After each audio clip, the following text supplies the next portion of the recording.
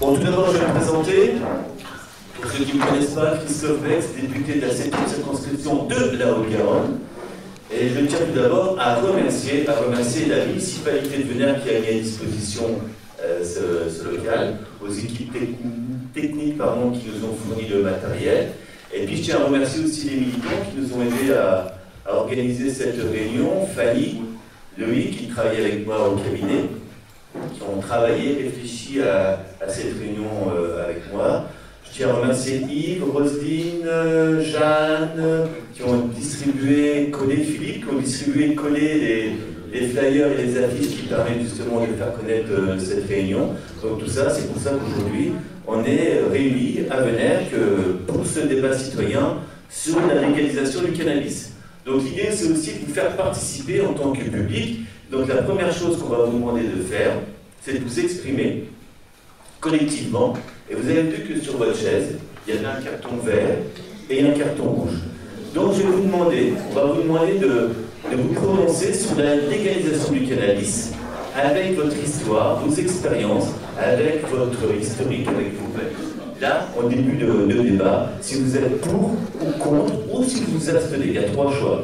Donc je vais demander aux personnes qui sont contre la légalisation du cannabis, donc ceux qui sont contre vont brandir le carton rouge, ceux qui sont pour brandiront le carton vert, et ceux qui vont s'abstenir par la suite brandiront les 2 cartons. Donc tout le monde a bien compris les règles du jeu. Donc ceux qui sont contre la légalisation du cannabis, vous pouvez brandir le carton rouge. Et là on va compter.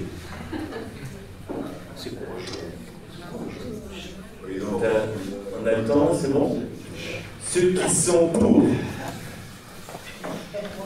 Il va falloir prendre un peu plus de temps pour compter. Parce que l'idée, c'est qu'on va faire le même vote à la fin de la réunion. Mais là, ça ne m'attendait pas. Je ne m'attendais pas.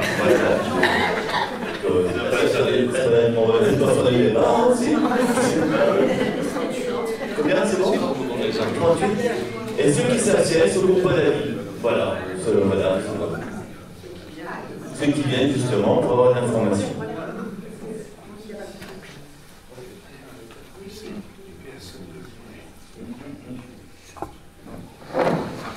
Alors, pourquoi cette réunion? On m'a posé la question, député, pourquoi tu fais des réunions sur la légalisation du cannabis? Il y a bien d'autres sujets beaucoup plus importants qui impactent la vie au quotidien des gens, sans parler de la situation internationale, sans parler des lois qui ont été votées très récemment à l'Assemblée nationale.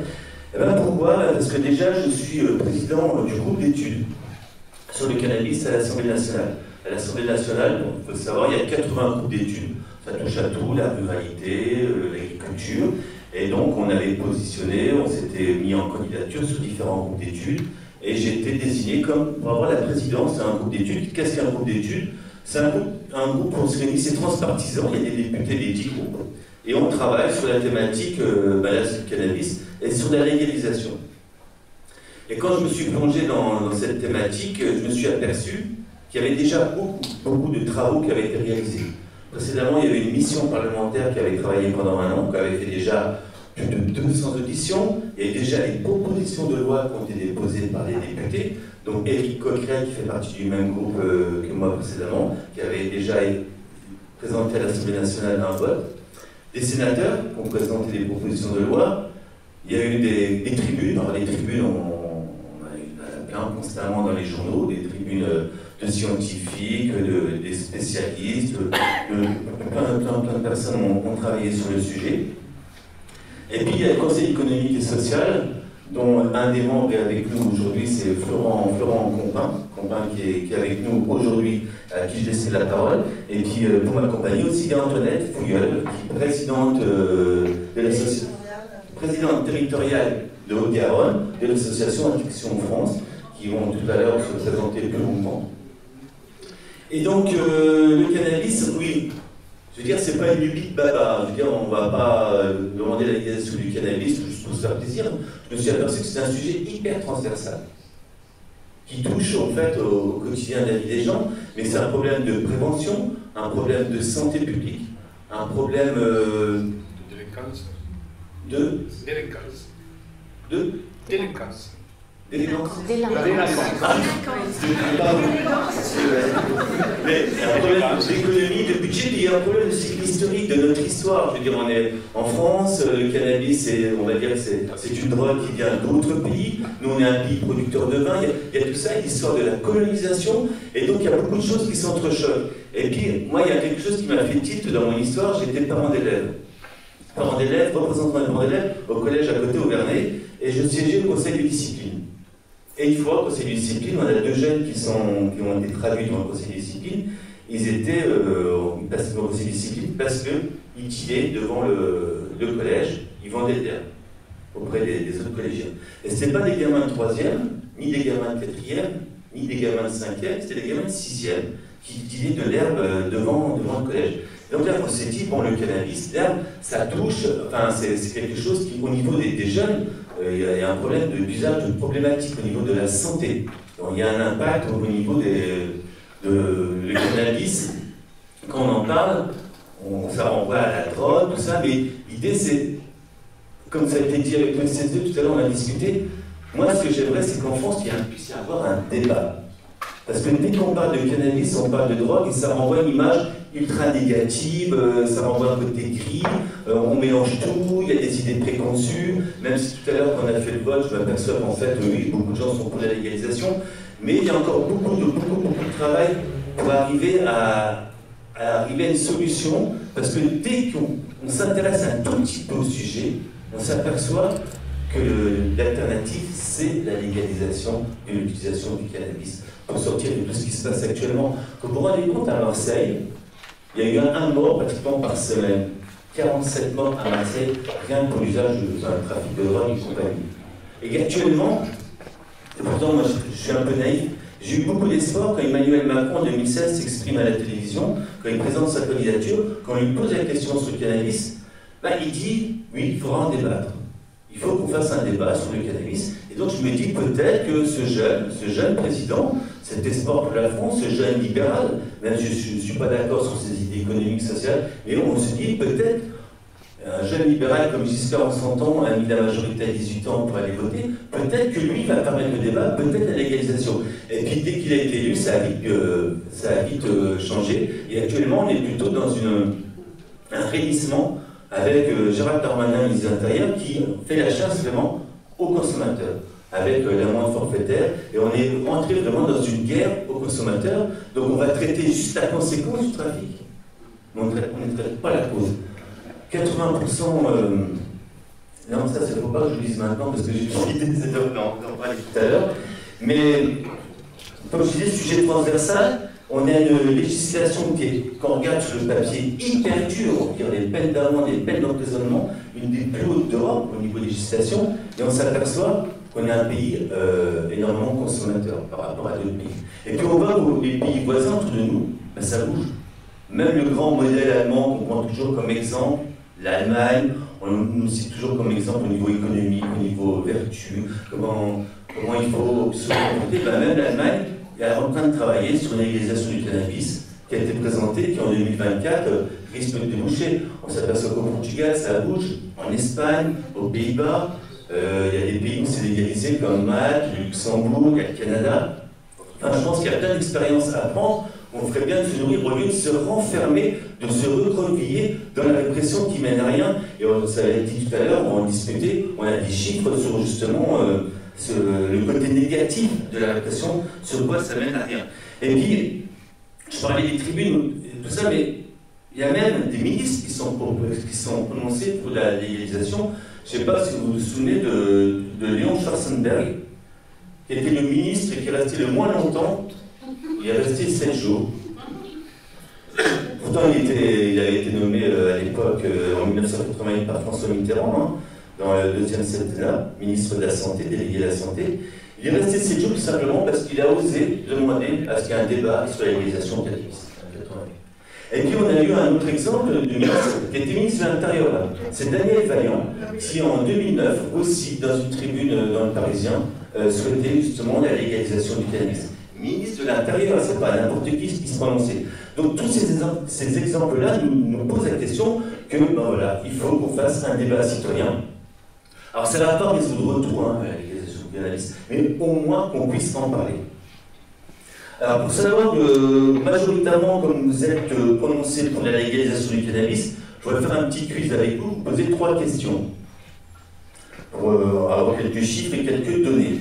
À votre avis, combien d'heures sont consacrées par les forces de l'ordre pour lutter contre le cannabis? Est-ce que vous avez une idée, comme quoi la gendarmerie et la police, combien d'heures passent chaque année pour lutter contre le cannabis?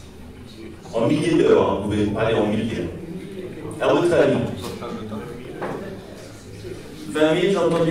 Sur le terrain, dans les dossiers? Partout. Je veux dire, le cannabis, ça occupe combien de temps? On a dit 20 000, on peut mettre plus, hein? Plus. 200 000. Combien? 200. Plus. 2 millions. Moins. En fait, c'est 1 500 000 heures qui sont utilisées par les forces de l'ordre, gendarmerie et police, rien que pour traiter des sujets liés au cannabis. C'est-à-dire toute l'instruction qu'il peut y avoir, on arrête un consommateur ou on arrête un trafiquant, ben, tout ça, ça génère des heures de travail. Donc c'est 1 500 000 heures qui sont consacrées rien que pour lutter contre la consommation du cannabis. C'est par an. Oui, c'est par an. Pourcentage de leur temps. En pourcentage de leur temps, on vous donnera la réponse tout à l'heure, quand on va regarder l'ensemble de l'activité des forces de l'ordre. Je ne sais pas en pourcentage, mais on peut utiliser par un nombre d'heures de policiers et tout ça. Non, je parle que police et gendarmerie, forces de l'ordre, je ne parle pas de la justice. Hein. Deuxième question, quelle est la proportion entre le trafic et l'usage concernant les arrestations? C'est-à-dire qu'on arrête une personne, est-ce que la personne est arrêtée pour le trafic ou pour l'usage? À votre avis, la proportion entre le nombre de trafiquants, enfin les gens qui tirent, on va dire, et ceux qui consomment, quelle est à votre avis la proportion en pourcentage? 80% pour 80% pour le trafic, les gens qui sont arrêtés, et 20% pour les consommateurs. L'inverse? C'est l'inverse. La réponse, c'est l'inverse. On arrête pour 80%, ce sont les consommateurs.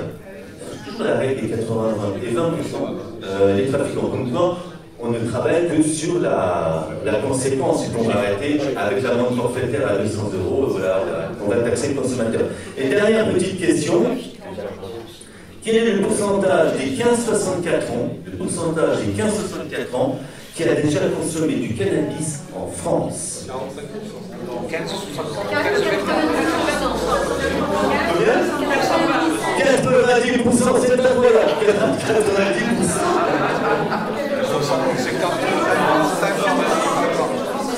55, 90, j'entends bien. 75. 50. Que je raconte pas de bêtises. C'est 45%. 45% des 15 à 64 ans en France ont déjà consommé du cannabis. On va dire pratiquement une personne sur deux. Et en Europe, vous savez combien c'est? En Europe 60. 2 sur 3. 27%. Et pourtant, on a une politique répressive. Donc voilà, ça démontre bien l'échec et l'efficacité de cette politique. Donc voilà cette petite introduction. Donc le déroulé de la soirée, ça va se passer que les deux intervenants, et je remercie encore votre présence ici aujourd'hui à Venère, vont se présenter. Et après, on fera un échange avec vous. C'est-à-dire que vous pourrez poser des questions. Alors on va essayer pour qu'un maximum de gens puissent s'exprimer, on va essayer de limiter les temps d'intervention à 1 minute, voire 1 minute 15. On va remonter à 2 minutes max, que chacun puisse s'exprimer, soit question, soit interrogation. Nos intervenants répondront à vos questions et interrogations, et on fera deux fois cet retour. L'idée, c'est qu'on puisse tenir dans une réunion qui ne va pas dépasser 1h30. Et bien entendu, après, il y aura un buffet, où ça sera aussi l'occasion de s'exprimer. Ceux qui n'auront pas pu s'exprimer, moi j'aimerais qu'un maximum de gens puissent s'exprimer, poser des questions, et que ça soit dynamique et ouvert au maximum. Je pense que je n'ai rien oublié. Au niveau des interventions, ce serait bien que ce soit paritaire. Hein, une femme, un homme, une femme, un homme. Ah oui, on demande beaucoup de choses, hein, mais voilà, pour que tout se passe bien. Donc voilà, je pense que je n'ai rien oublié. Fanny, j'ai rien oublié? Non, je n'ai rien oublié. Et donc maintenant, je vais laisser la parole à Florent Compin. On avait décidé comme ça lors du passage qu'il va se présenter, qui va nous présenter le Conseil économique, social et environnemental. Oui, merci. Tout d'abord, bonjour à toutes et tous. J'ai traversé la France en diagonale, j'étais à Nancy. J'étais à Nancy encore ce matin pour venir ici. Moi, je siège donc au CESE, le Conseil économique, social et environnemental. Pour beaucoup, ça ne veut pas dire grand-chose, et pourtant, ça reste la troisième assemblée de la République. C'est-à-dire qu'en gros, vous avez trois assemblées. Vous avez l'Assemblée nationale, le Sénat et le CESE. Donc, on est ce qu'on appelle la troisième chambre, ou la chambre de la société civile organisée. Alors, c'est quoi tout ça? La société civile organisée, la société civile organisée, ce sont les forces vives du pays, pour reprendre l'expression consacrée, et on va voir si les forces vives vont être sollicitées dans les mois à venir. En fait, on est 250 membres, 255 membres, qui sont nommés par le Premier ministre sur proposition de nos organisations, c'est-à-dire des organisations dites représentatives. Donc, vous avez en gros tout le panel des organisations, des partenaires sociaux, des organisations gouvernementales, etc. etc. Donc, vous avez le CGT, la CFDT, le MEDEF, la FNSEA. Moi, je siège au titre de l'environnement et des Amis de la Terre France. Vous avez la mutualité, des associations, etc. etc. Tout, on va dire, l'ensemble en fait, du panel de ce qui peut être représentatif de nos sociétés. Donc c'est 81 organisations qui siègent au CESE, c'est pour le coup assez large, et des avis extrêmement divergents, on va dire, de base. Mais le CESE, c'est l'endroit où on construit le consensus. Le CESE, c'est l'endroit où, sur sollicitation du président de l'Assemblée nationale, du président du Sénat, du Premier ministre, ou de la Première ministre, comme c'en est une, qui peuvent nous saisir sur des sujets pour informer et construire des avis, pour conseiller le gouvernement. On a aussi un pouvoir qui est un pouvoir d'autosaisine, c'est-à-dire qu'on peut s'auto-saisir de certains sujets et dire qu'on a envie de traiter ce sujet-là, et le traiter et construire des avis et des rapports. Donc en l'occurrence, pour la question du cannabis, eh bien, c'est un avis qu'on a choisi de porter nous-mêmes. C'est une volonté du président du CESE, Thierry Bonnet, qui, face en fait à la montée du débat, et notamment au moment où la question s'est posée, c'était véritablement poussé en Allemagne par la coalition qui a été élue, de cette logique d'inscrire dans son programme la légalisation et de dire en fait ça bouge partout. Et là en fait il serait intéressant qu'on n'attende pas d'être saisi sur un sujet quand il sera trop tard, mais qu'on s'en saisisse à l'avance et qu'on prenne le temps de travailler bien et d'avoir le temps de construire quelque chose sur le sujet. Donc le CESE avait fait un avis sur les addictions en 2015, et le CESE avait fait le choix de ne pas traiter la question du cannabis dans la question des addictions. Parce que le sujet était trop sensible, trop polémique, trop compliqué à gérer. Et donc, voilà, c'était encore cette logique un peu du tabou de comment est-ce qu'on peut en parler, comment est-ce qu'on peut construire avec l'ensemble de nos organisations un avis sur une question comme celle-là. Clairement, quand le sujet a débarqué, que le bureau a décidé, le bureau du CESE a décidé de traiter cette question du cannabis, c'était ça. On ne savait pas du tout où on allait. Moi, m'étant intéressé au sujet il y a un peu plus de 20 ans, je me suis dit, ça m'intéresse, j'ai envie d'y aller. Et donc, on est deux rapporteurs, donc moi et Noé Rier, qui n'est pas là aujourd'hui, qui lui est de l'UNEF, qui vient de la Réunion, qui passe tous les ans un mois à la Réunion, qui vient notamment. Mais voilà, donc on était deux rapporteurs avec une commission qu'on appelle une commission temporaire. C'est-à-dire qu'au CESE, on a organisé en différentes commissions. Je siège par exemple au sein de la commission travail-emploi. On traite assez exclusivement des questions de travail-emploi. Il y a une commission environnement, une commission affaires économiques, etc. etc. Voilà, donc différentes commissions. Et donc là, on a fait le choix en fait, de construire une commission temporaire. Ces commissions temporaires, en fait, sont des commissions qui se visent à être transversales. C'est-à-dire que ce n'est pas la compétence d'une seule des commissions du CESE, mais bien de l'ensemble des commissions, et que pour traiter un sujet comme celui-là, et bien en fait ça dépassait la compétence qui soit la compétence affaires sociales par exemple, ça aurait été trop limité dans le traitement du sujet. Donc là on a fait le choix de construire cette commission temporaire dans laquelle siégeaient à peu près 35 membres, et donc de travailler sur le sujet. Donc on est parti pour faire un rapport. Donc un rapport, c'est une analyse factuelle de la situation, des différents enjeux. Et donc c'était cette première phase. Et potentiellement un avis par la suite. Un avis, c'est la phase où le CESE construit un avis, c'est-à-dire formule des préconisations et pose son avis, ce qui dépasse le stade du rapport. Donc on a fait cette première phase de rapport qui a duré je ne sais plus combien de temps, au moins 6-7 mois. On a travaillé une dizaine de mois en tout et un an jusqu'au vote. Mais voilà, ça peut être jusqu'en septembre, et donc 6-7 mois sur le rapport. Et donc on a fait ces constats, étudié et mené beaucoup d'auditions, beaucoup de lectures, beaucoup de rapports, beaucoup d'études. On a mangé pour se construire un avis. Et on part d'une situation où personne ne savait ce qu'allait sortir de ça, personne ne savait ce qu'allait amener des organisations à se positionner. Imaginez, quand vous avez un syndicat qui travaille sur les questions sociales et de défense des salariés, comment et est-ce qu'il doit avoir un avis sur la question du cannabis?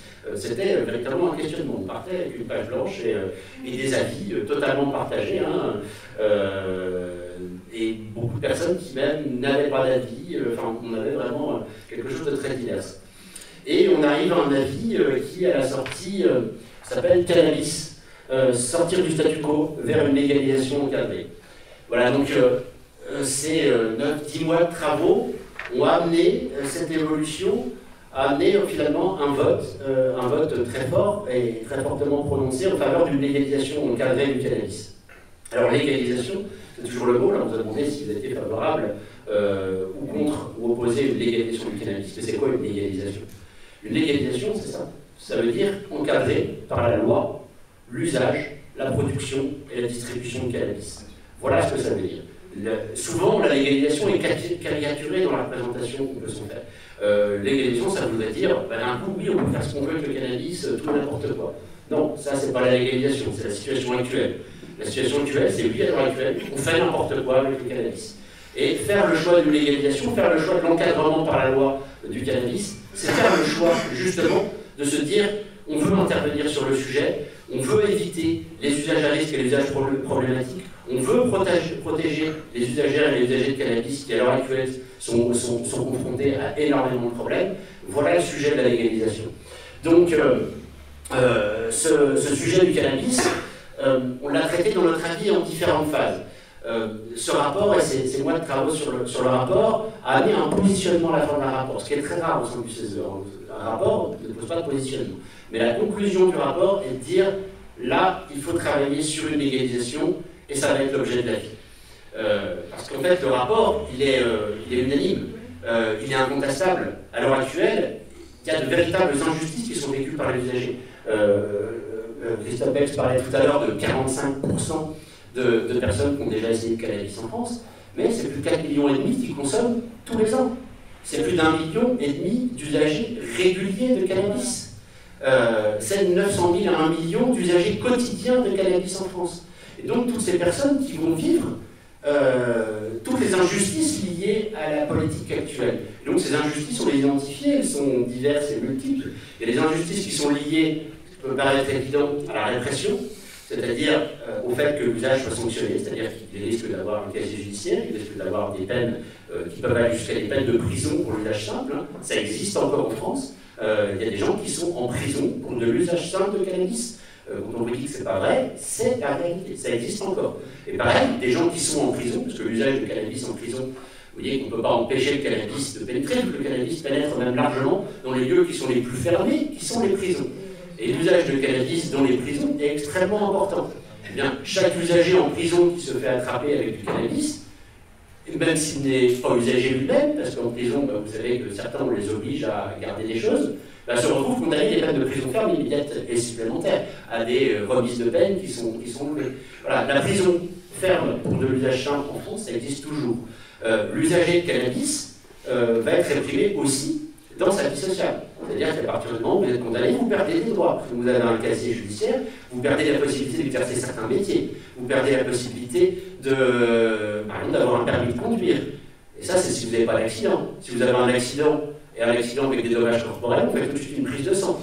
Même si l'usager n'était pas responsable de l'accident et que rien ne l'incriminait dans l'accident, si on détecte le cannabis dans son sang, il va être responsable de l'accident, avec aucune assurance qui fonctionne, avec le fait de payer, et de payer parfois même à vie, les conséquences financières de cet accident.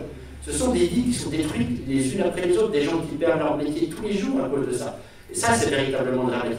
Donc ces injustices, on estime qu'il faut les résoudre et les résoudre rapidement. En même temps, aller vers une légalisation veut dire qu'il faut bien la faire. Et que là, quelque part, on a l'avantage du fait que les législations évoluent dans pas mal de pays. Et donc, il y a des expériences, et donc des retours d'expérience. Et donc, on voit ce qui fonctionne, on voit ce qui ne fonctionne pas. Et ça, c'est très intéressant dans le fait de se dire, il faut construire une légalisation, parce que c'est la seule solution, et la seule solution qui permet de réduire les dommages liés au cannabis en tant que substance, parce qu'il existe des dommages, le cannabis est une drogue, il ne faut pas l'oublier, mais ces dommages sont aussi à relativiser par rapport aux autres drogues. Hein. Si on prend l'exemple, et le CESE a fait le choix de faire des comparaisons régulières avec l'alcool, le cannabis est clairement énormément moins dangereux que l'alcool. L'alcool, c'est plus de 40 000 morts par an. Pourtant, avec l'alcool, on vous explique qu'il est possible d'éduquer à l'usage, d'avoir une consommation raisonnable d'alcool, une consommation maîtrisée d'alcool. Et avec le cannabis, on ne le pourrait pas. C'est-à-dire qu'avec le cannabis, la seule possibilité pour vous serait l'abstinence. Les politiques publiques, à l'heure actuelle, n'ont qu'un seul objectif, c'est l'abstinence. Là, vous avez l'Addiction France qui est à côté de moi. Je pense que les professionnels de santé et tous les professionnels qui travaillent dans l'édictologie vous expliquent que l'abstinence n'est pas l'objectif. Donc vous avez une consommation qui est une consommation problématique, ou même dans les autres cas, l'intérêt c'est de maîtriser ces consommations, c'est de ne pas tomber dans des consommations à risque, de ne pas tomber dans des usages à risque, et qu'il y a aussi des bonnes manières de consommer du cannabis pour celui ou celle qui fait le choix de consommer du cannabis. Et que dans tous les cas, la répression n'est pas du tout une solution. L'exclusion sociale liée à la répression, au fait qu'il faille se cacher, n'est pas une solution. Quand on explique aussi à l'inverse que, et c'est ce qui est dit dans certaines politiques publiques et dans certaines campagnes de prévention, de dire que en fait, l'usager ou l'usagère, quand il fait le choix de consommer, en fait, il fait le choix de participer à enrichir les réseaux mafieux, les réseaux terroristes, etc. etc. En fait, nous, on pense que c'est l'inverse. On pense qu'en fait, à l'heure actuelle, le choix de la répression est le seul choix qui conduise à confier aux réseaux criminels, aux réseaux de terrorisme et de mafia et autres, le marché du cannabis. Parce que la drogue, elle est consommée depuis l'histoire de l'humanité. Il n'y a aucune société qui ne consomme pas de substances qui modifient l'état de conscience. Ça n'existe pas. Donc la consommation existera toujours. Donc la seule question qu'il faut se poser, finalement, c'est comment est-ce qu'on fait pour la gérer au mieux? Comment est-ce qu'on fait pour en empêcher les dérives, les problèmes, etc. Si vous voulez arrêter de confronter des usagers à des produits frelatés, si on prend le hashish par exemple, et qu'on fait des analyses sur le hashish, ça a été fait peu en France, très très peu en France, vu qu'évidemment on ne peut pas travailler sur le sujet, eh bien, vous constatez que les produits de coupe ont des dommages sanitaires qui n'ont aucune comparaison avec le cannabis lui-même. Vous confrontez des usagers à ça. Vous confrontez les usagers à des dealers. Donc il y a des risques pour ça. Ça parlait tout à l'heure aussi de délinquance. On parle aussi de questions de violence. Christophe Bex le citait sur les questions qui sont liées aux morts, liées au trafic et aux délits qu'il peut y avoir derrière. C'est qu'on fait le choix de confier à ces réseaux criminels, donc avec des pratiques qui sont criminelles derrière. Donc on fait le choix aussi de dire qu'on va confronter l'usager à un dealer qui va potentiellement lui proposer aussi d'autres substances. Au-delà du fait qu'on lui propose des produits qui sont très majoritairement frelatés, on lui propose aussi d'autres substances. Et donc aussi, vu que le message de prévention est un message qui est faussé et qui n'est pas représentatif de ce qui est la substance en elle-même et des dommages qu'elle cause réellement, on dit, bah tu vois, on t'a menti sur le cannabis. Bah donc on t'a aussi menti sur l'héroïne. Mais essaye, tu vas voir, c'est super bien. Et on peut aussi lui proposer de substances. Donc quand on vous dit qu'en fait le cannabis peut mener à l'héroïne, non, mais par contre la prohibition du cannabis, c'est la porte d'entrée qui vous confronte au dealer et qui vous donne la possibilité d'être confronté à d'autres substances aussi. Donc ça c'est aussi un des risques qui sont liés à la prohibition. Voilà, donc tous ces dommages sont parlés d'exclusion sociale, c'est-à-dire que vous devez vous cacher. Si vous êtes usager et vous avez le cannabis, vous devez vous cacher pour consommer. Donc forcément, vous risquez encore plus de tomber dans l'usage à risque, parce qu'à partir du moment où vous ne pouvez pas le faire en toute liberté, et donc vous devez vous cacher pour ça, bah, vous risquez de tomber dans des usages qui sont aussi des usages problématiques. Vous n'avez ni la bonne information, ni le reste. Donc de l'importance de mettre en place une véritable politique de santé publique, une politique large. Et c'est aussi pour ça, Christophe Bex parlait tout à l'heure de propositions de loi qui ont été faites sur le cannabis. Nous, au CESE, on pense que c'est une erreur, ces propositions de loi, ces amendements qui sont tombés par le projet de loi de finances de la sécurité sociale ou ce genre de choses qui viseraient à légaliser le cannabis. On pense que c'est une erreur.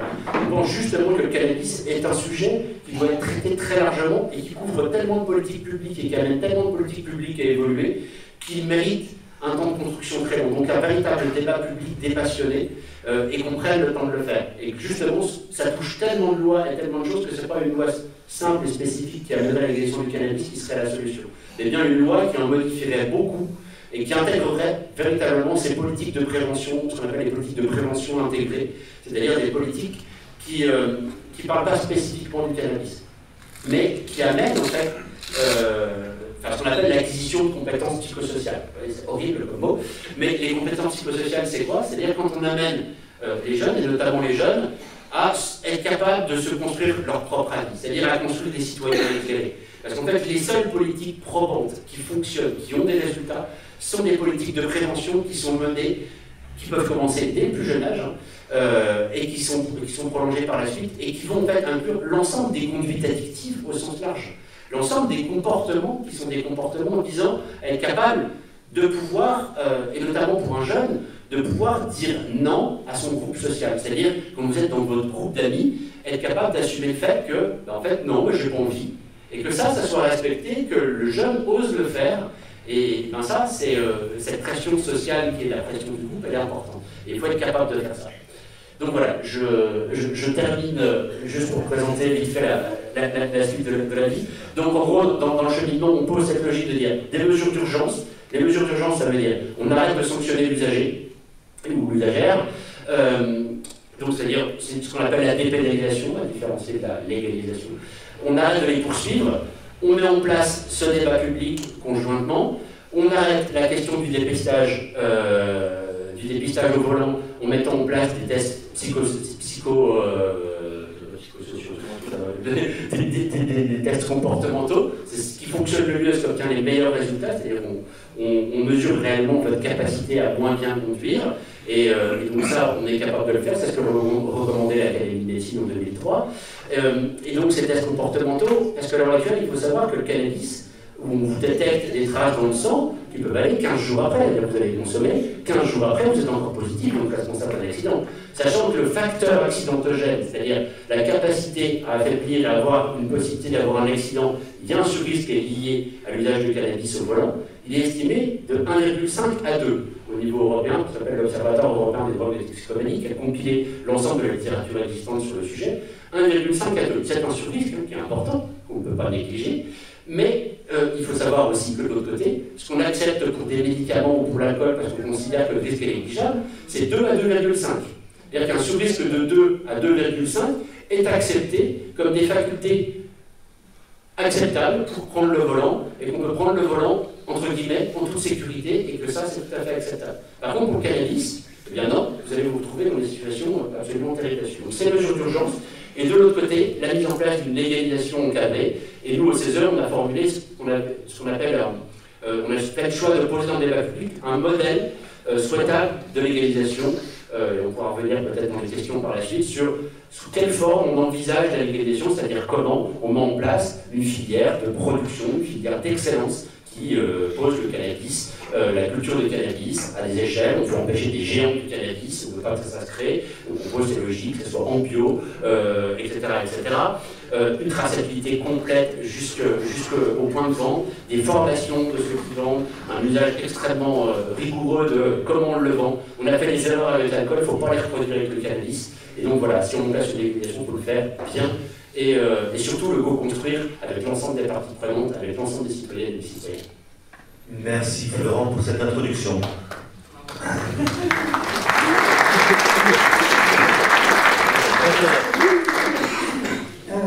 Donc je suis Antoinette Pouillot, je suis médecin, psychiatre, j'ai dirigé un intersecteur d'addictologie, je suis en retraite, mais je préside en Haute-Garonne l'association Addiction France, qui est une vieille association, puisque cette association a 150 ans, elle les a fêtés l'année dernière. Alors Addiction France a été créée par Claude Bernard et Pasteur, et devant les problématiques d'alcoolisation majeures qu'il y avait à la fin du XIXe siècle, et qu'à ce moment-là, on a commencé un petit peu à légiférer et que les gens se sont démenés pour mener des actions. Et en fait, ce sont au départ, notamment tout le secteur de l'éducation nationale, qui s'est beaucoup mobilisé. Il y avait 15 000, 20 000 adhérents à Addiction France, qui étaient en fait beaucoup dans le champ de l'éducation. En fait, parce que les instituteurs étaient vraiment très déboussolés et avaient envie d'avoir des enfants qui n'étaient pas dans des conditions de vie catastrophiques, avec la violence, avec l'incommunication de plus de jeune âge qui se faisait à l'époque. Addiction France a commencé comme ça il y a 150 ans, et puis après la guerre, vers seulement les années 1960, se sont créés des centres d'hygiène alimentaire, et on a eu les premières consultations dans les villages, dans les petites villes et dans les cités, qui faisaient qu'on n'osait pas consulter pour ce genre d'addiction. Donc on appelait ça hygiène alimentaire.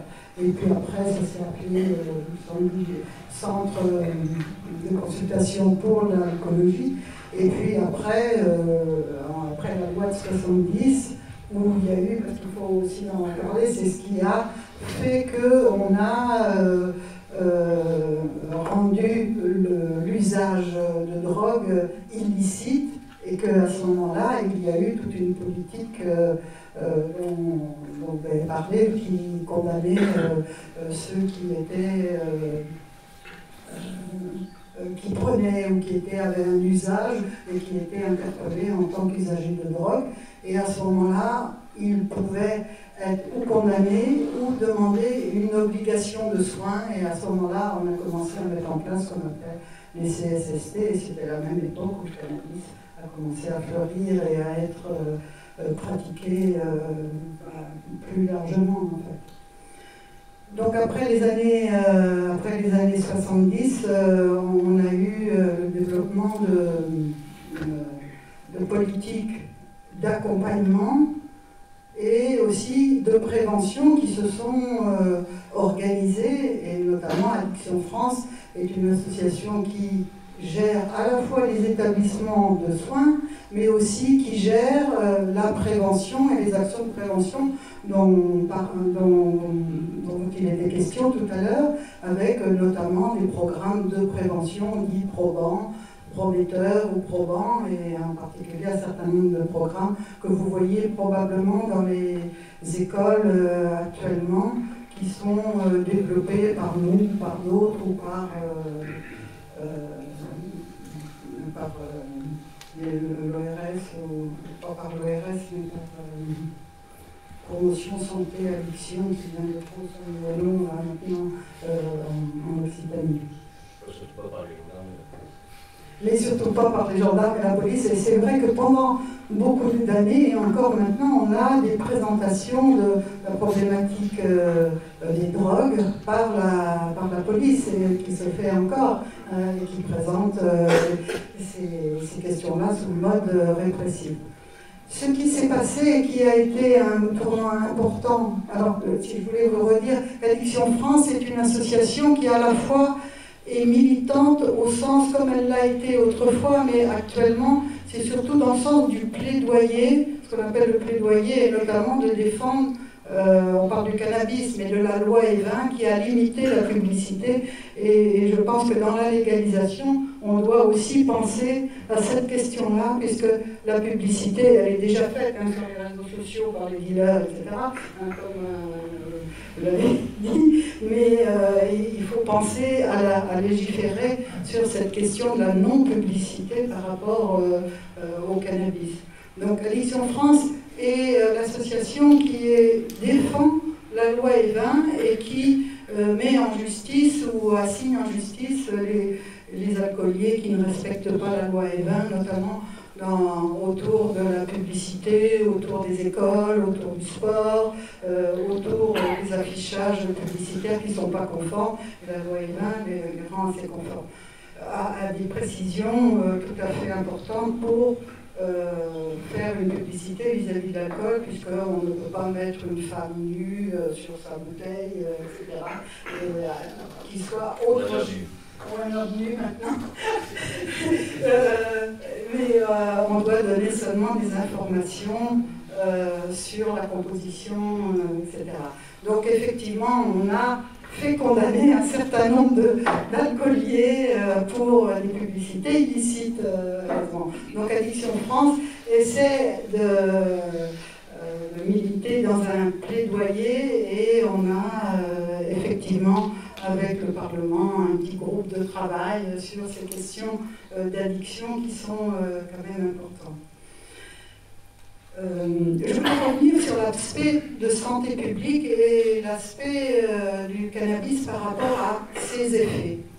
Le cannabis est en fait, dans son usage en termes de santé publique, en fait, l'utilisation du cannabis au départ était une utilisation avec un taux de THC, puisque la substance active dans le cannabis, c'est le tétrahydrocannabinol.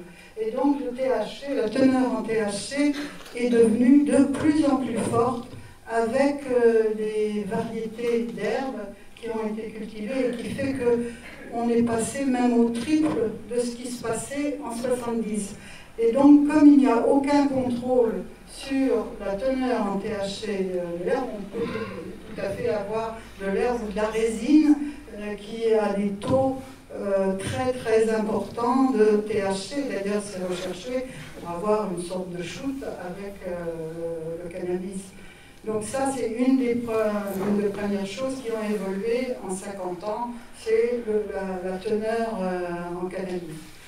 Ce qui a évolué également, c'est les neurosciences qui nous ont fait montrer comment le cerveau avait des récepteurs cannabinoïdes et comment cette consommation de cannabis allait faire sur le cerveau. Et plus on est jeune, plus cet impact sur le cerveau est délétère. Parce que ces récepteurs en cannabinoïdes, en fait, sont saturés par la prise de produits et il faut en développer d'autres et encore plus. Ce qui va laisser un fonctionnement psychique qui fait qu'on ne se sert plus des autres organes de notre cerveau. Ça bloque un certain nombre de fonctionnements neurophysiologiques, notamment le lobe frontal, qui est le cerveau du discernement, ce dont on parlait pour être capable de dire non. Il faut que son lobe frontal fonctionne bien. Or, ce lobe frontal n'est pas développé à l'âge de 13 ans, 14 ans, 15 ans. Et donc, en fait, il y a des habitudes comportementales qui se développent sans qu'il y ait possibilité de développer cette aire qu'on appelle l'ère du discernement et qui permet justement de savoir dire non. Donc c'est pour ça que la prise de cannabis précoce est dangereuse. Et c'est pour ça que dans la légalisation, il est très important que ce soit après 18 ans et que ce soit respecté. En plus. Ce qui n'est pas forcément si facile que ça, parce qu'on a fait des études statistiques sur pas le cannabis mais sur l'alcool. Le respect de la loi pour les mineurs n'est jamais respecté. 90% de ceux qui vendent de l'alcool ne demandent jamais si les gens ont plus ou moins de 18 ans. Alors on n'est pas censé penser que pour le cannabis, il faudra vérifier que ce soit bien, que la loi soit bien appliquée si tel est le cas. Donc ça, une des choses qu'il faut dire sur le cannabis, ses effets sur le cerveau. La troisième chose en matière d'addiction, le cannabis ne fait pas partie des drogues qui ont le plus de risques et de conséquences. On a déjà parlé un petit peu, parce qu'elle n'est pas aussi addictogène que la nicotine, par exemple, du tabac. Si on se réfère au taux de dépendance et d'accrochage de ce produit au cerveau et à la personne, le cannabis n'est pas dans le plus haut. C'est la nicotine, et puis peu à peu après l'héroïne, après la cocaïne, l'alcool, sont des drogues beaucoup plus accrochantes puisque, vous le savez, à partir d'un certain moment, les personnes au niveau de l'alcool vont avoir une dépendance. Au niveau du cannabis, ce n'est pas le cas au départ. Par contre, ça va avoir des effets sur le fait de donner quelque chose si on le prend de manière qu'on appelle non récréative, c'est-à-dire tous les jours, tout le temps. Ça va avoir un effet de diminuer les motivations, c'est-à-dire des gens nonchalants qui sont motivés pour rien, mais en même temps, on sait que les drogues, et en particulier le cannabis, vient aider à supporter et comme anxiolytique. S'il y a une situation difficile et qu'un enfant, un jeune expérimente le cannabis et qui trouve que finalement ça le fait planer un peu, alors qu'on vient d'avoir une frustration à l'école, à la maison, qu'on n'entend pas, etc., il est certain que s'il découvre que le cannabis le fait un peu planer, eh ben, on peut recommencer. Parce que c'est ça le problème des drogues, c'est que c'est à la fois plaisir et à la fois quelque chose de risqué. Donc on a toujours les deux en même temps et il faut gérer cette question du risque et du plaisir. Parce qu'il ne faut pas nier du tout que ça provoque du plaisir. Et que si on veut tel ou tel effet, on va prendre ou plutôt de la cocaïne, par exemple, parce qu'on veut être absolument excité, tenir toute la nuit, ou prendre une autre drogue de synthèse comme le MDMA, parce qu'on voudrait bien séduire et qu'on voudrait être en forme toute la nuit. On va prendre ces drogues, hein. On sait parfaitement comment ça agit, et souvent c'est pris non seulement de manière où on met plusieurs drogues à la fois, une pour exciter, une pour se calmer. Mais bon, le cannabis sert souvent à se calmer. Pour autant, il faut dire aussi qu'il y a une vulnérabilité des personnes. Et c'est en ça que la question de réduire les risques est importante, parce qu'une personne plus vulnérable, parce que c'est un moment plus difficile dans la vie courante, ou bien parce qu'il y a une vulnérabilité psychique, une hyper-excitabilité, tous ces enfants qui ont l'hyperactivité sont des enfants plus vulnérables. Donc s'ils prennent des drogues, ça risque de faire un mélange assez difficile. Donc on a deux choses, c'est-à-dire que ces personnes vulnérables, il faut les protéger. Et donc il faut avoir des politiques de santé publique qui permettent de diminuer le risque. Et ça, c'est une des orientations qui ont été prises par l'addictologie depuis déjà plus de 20 ans, réduire les risques et réduire les conséquences. Et ce sont des politiques qui marchent. Parce que c'est comme ça qu'on renoue avec les personnes, c'est comme ça qu'on peut apprendre à reprendre sa vie en main si on a perdu la liberté de s'abstenir de produits ou d'autres choses. Que vous dire également en termes de santé publique, tous les addictologues sont d'accord sur cette question de la légalisation. Donc il y a un consensus général chez les professionnels pour cette légalisation, parce qu'on estime que condamner n'a jamais fait avancer les choses dans d'autres champs, d'autres drogues, et pour le cannabis c'est la même chose. On ne peut pas soigner les gens quand ils ont une menace ou qu'ils sont dans la répression. On a énormément de possibilités d'accueillir. Il y a notamment des consultations jeunes consommateurs qui sont remarquablement efficaces, qui sont dans des lieux type proches des lycées, dans les lycées, dans les centres de formation d'apprentis, dans un certain nombre d'endroits, et il faut pouvoir développer ça. La prévention, c'est comme il était dit, c'est développer les compétences psychosociales. Parce que, en fait, la capacité à pouvoir dire non n'est pas forcément facile. En plus, il y a une sorte d'incohérence sociétale vis-à-vis du cannabis, et donc on transgresse, mais en même temps, on transgresse, mais en même temps, on demande de respecter des lois. C'est très compliqué pour les enfants pour se construire quand il y a du cannabis dans les familles et qu'on dit qu'il ne faut pas en prendre. Donc cette question de l'organisation et de la construction psychique se fait difficilement parce qu'il n'y a pas une cohérence en termes de santé publique.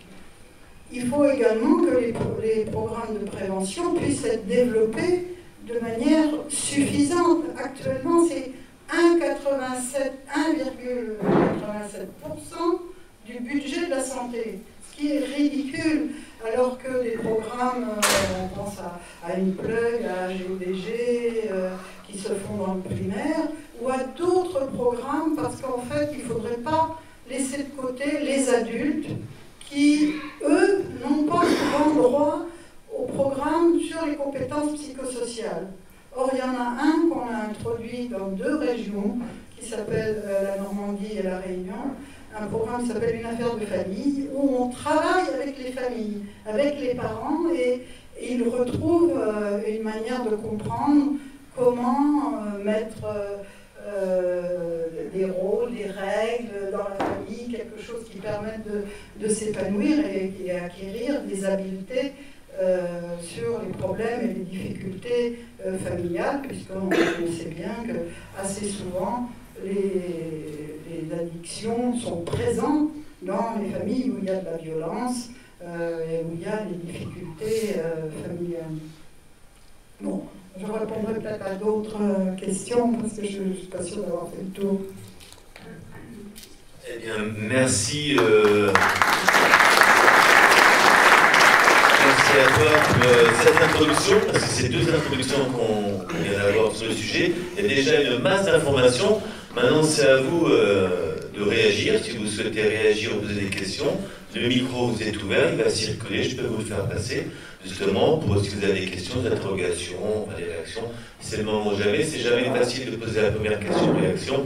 Donc, on se lance. Alors pour répondre tout à l'heure à ce que disait Antoinette, c'est vrai que pour les jeunes qui sont fragiles vis-à-vis de la consommation du cannabis, en Allemagne, le projet qui est en cours, c'est justement permettre, c'est au-dessus de 21 ans, la légalisation du cannabis. Les moins de 21 ans n'auraient pas accès justement, ça c'est en Allemagne c'est 21 ans. Nous on dit 18. Mais non, mais ils n'ont pas eu Giscard en Allemagne, nous on a eu Giscard, donc c'est 18. Donc voilà, une première réaction, je fais circuler le micro, s'il y en a qui veulent réagir, une question. Ici. Ah ben voilà, c'est parti. Je voulais savoir si les avis du CESE sont suivis. Alors, ce qu'on va faire, on va prendre plusieurs questions, 1, 2, enfin 3 ou 4 questions, et après les intervenants vont réagir sur l'ensemble des questions qui vont être posées. Est-ce que les avis du CESE sont suivis? Puis on y va. On va essayer de faire quelque chose de paritaire, voilà, un homme, une femme. Après, madame, monsieur? J'aimerais savoir si vous avez des retours des autres pays. Par rapport notamment au Kyrgyzstan, où il y a beaucoup de trafic, qu'est-ce que ça deviendrait? Qu'est-ce qu'on ferait ces personnes qui sont trafiquants? Et est-ce qu'ils risqueraient pas d'avoir des émeutes? D'autres réactions?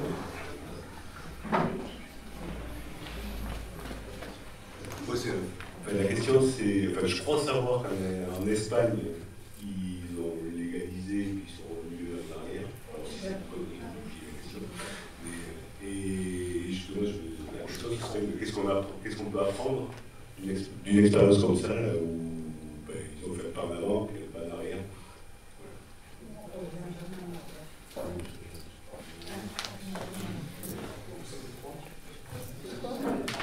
Voilà. Il y a une question finalement que vous avez abordée dans votre présentation mais qui n'a pas été développée après, qui est la question de la délinquance. Bon, et est-ce que, on imagine que ces réseaux sont quand même si forts, si implantés, si vigoureux, que disons qu'une sorte de banalisation, d'organisation un peu du cannabis va les amener à se reporter encore plus sur des drogues encore plus dures et à être extrêmement offensifs, c'est-à-dire avec des produits plus dangereux. Voilà. Donc, comment est-ce qu'on peut imaginer lutter contre ça?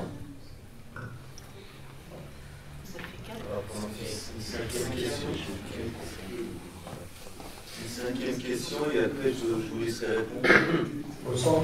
Alors, c'est sur ce que vient de dire Madame, c'est vrai que les réseaux mafieux sont très puissants et une légalisation pourrait faire craindre une montée en puissance d'autres drogues comme l'héroïne, la cocaïne, qui sont beaucoup plus addictives, comme vous l'avez dit, que le cannabis.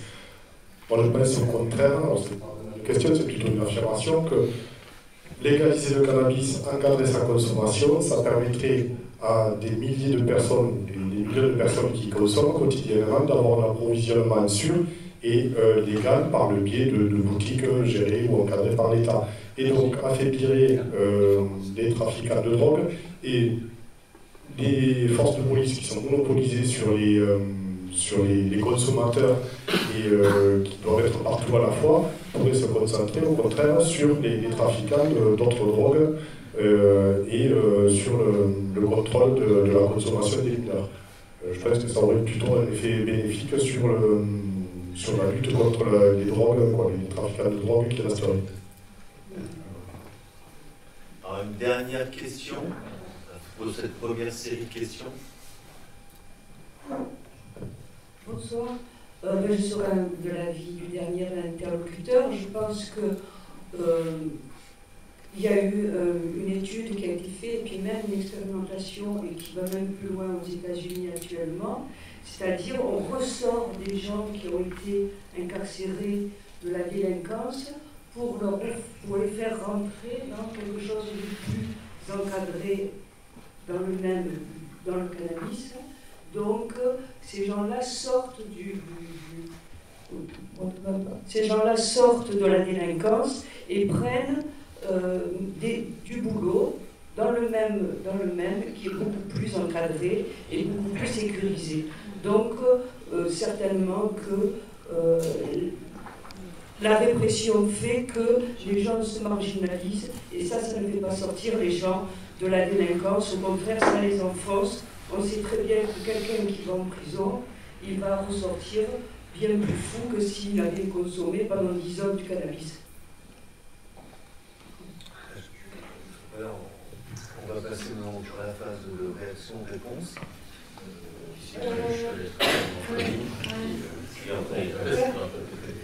Oui, par rapport à la question des produits plus dangereux qui seraient utilisés,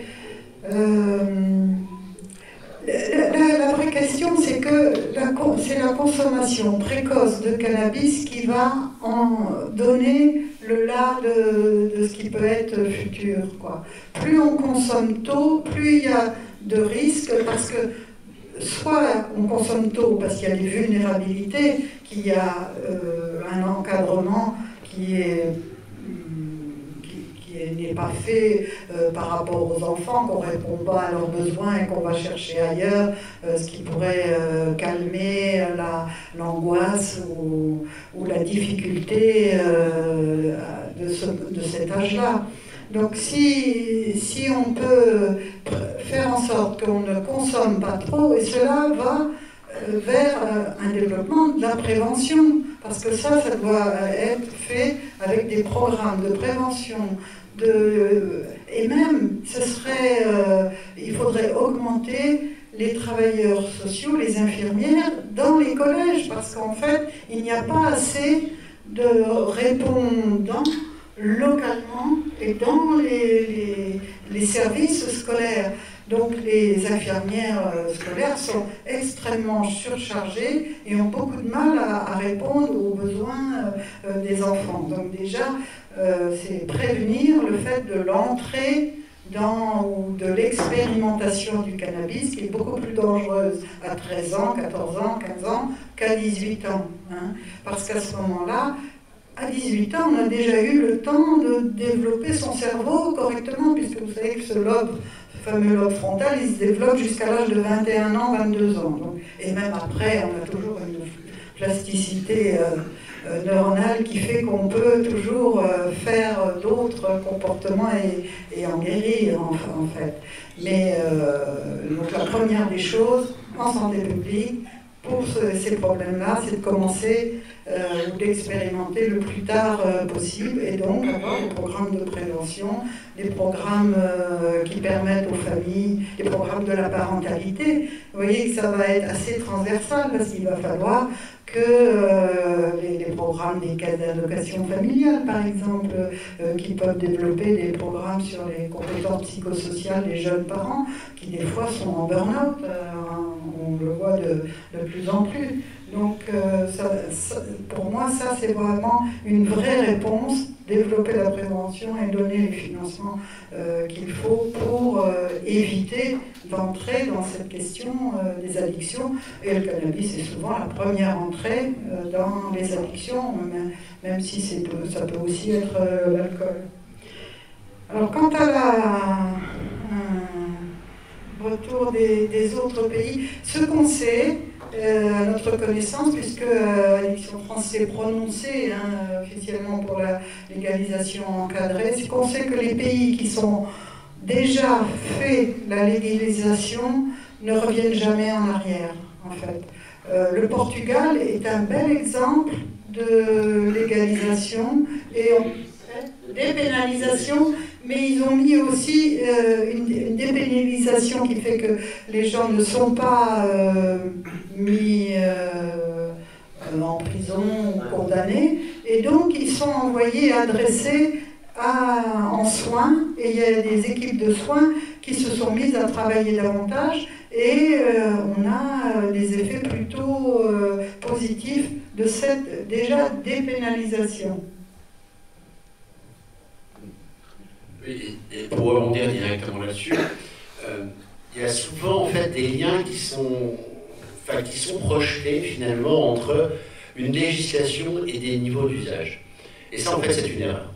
C'est-à-dire qu'en gros on ne peut pas lier le fait que ce soit légalisé, dépénalisé, une répression extrêmement active à un taux d'usage. Ça c'est complètement faux, ça ne marche pas. En fait c'est une erreur de base dans la réflexion. Et vous prenez la Suède par exemple qui a une politique extrêmement répressive, du même niveau que la France. Ils ont des niveaux d'usage qui sont bien plus faibles que les nôtres.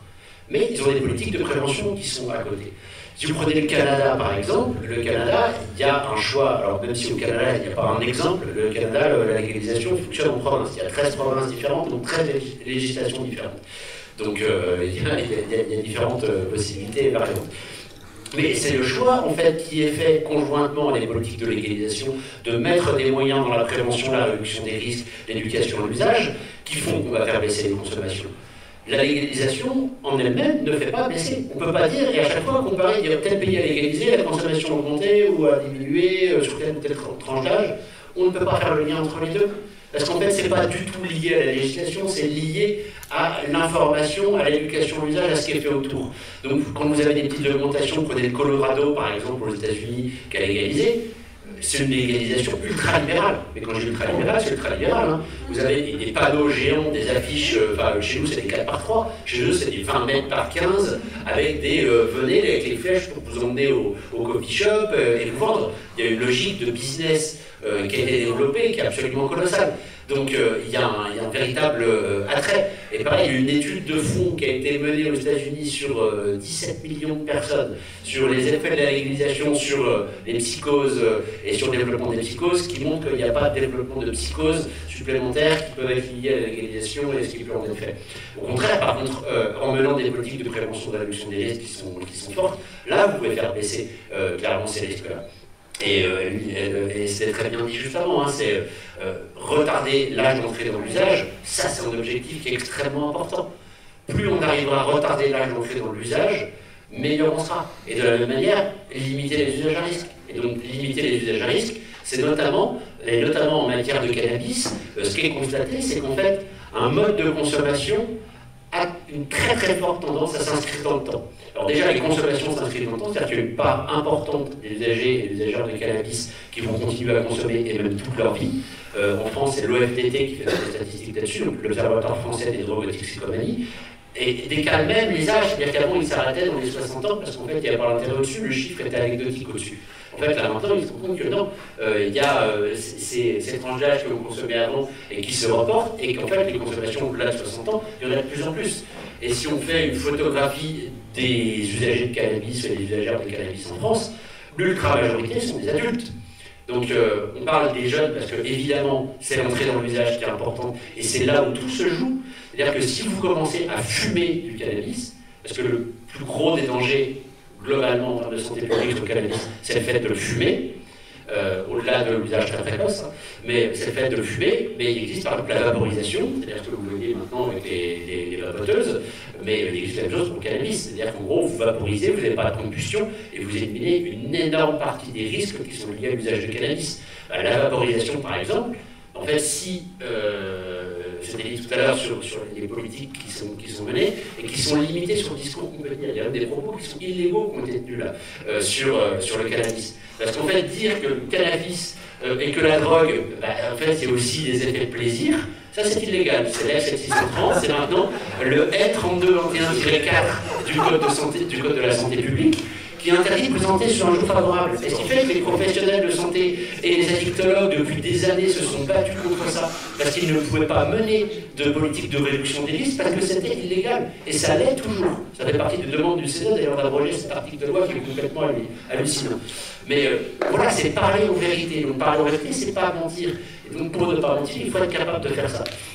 Et donc voilà, donc sur la question des États-Unis, du Canada et d'autres et des autres pays, on ne peut pas lier ça. Et il y a une autre question qui est intéressante qui a été posée, qui est liée à la question de la délinquance associée, du report qu'il peut y avoir sur les autres drogues. Alors déjà en France, on est champion des consommations au niveau européen, toutes drogues confondues. Hein. Donc, en fait, à un moment donné, on ne peut pas monter au-dessus, enfin, on ne peut pas faire pire. Donc, n'imaginez pas que la consommation d'héroïne va exploser en France. À un moment donné, on ne peut pas. Enfin, voilà, faut être réaliste par rapport à ça. Non, on mène déjà la pire des politiques publiques, on obtient les pires des résultats. Donc, voilà, là maintenant, on peut faire que mieux. Ça, je dirais, on a atteint des plafonds, entre guillemets, des plafonds statistiques, mais qui sont liés à ça. Donc, sur la question de ces personnes-là, ça a été soulevé tout à l'heure, c'est ce qu'on appelle le legacy market en Amérique du Nord. Donc c'est ce que nous, on a amené dans la vie du CESE, qui n'est pas traité de manière anecdotique dans les publications, les travaux jusque-là, c'est ce qu'on appelle l'intégration du marché historique. C'est-à-dire qu'il y a une véritable nécessité, et maintenant tous les États qui légalisent, dans les dernières légalisations, il y a l'État de New York qui a légalisé le cannabis, des places sont réservées aux personnes qui ont été condamnées pour usage de stupéfiants.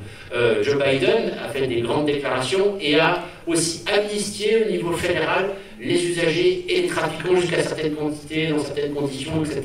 Le fait que ce ne soit pas associé à la violence, les trafiquants de cannabis. Etc., etc. Donc là, il y a véritablement une vraie nécessité. Et si vous prenez l'exemple du Canada, le Canada, en fait, ils sont plantés au départ sur la légalisation, mais ils sont en train de revenir en arrière sur un certain nombre de choses, mais pas sur la légalisation elle-même.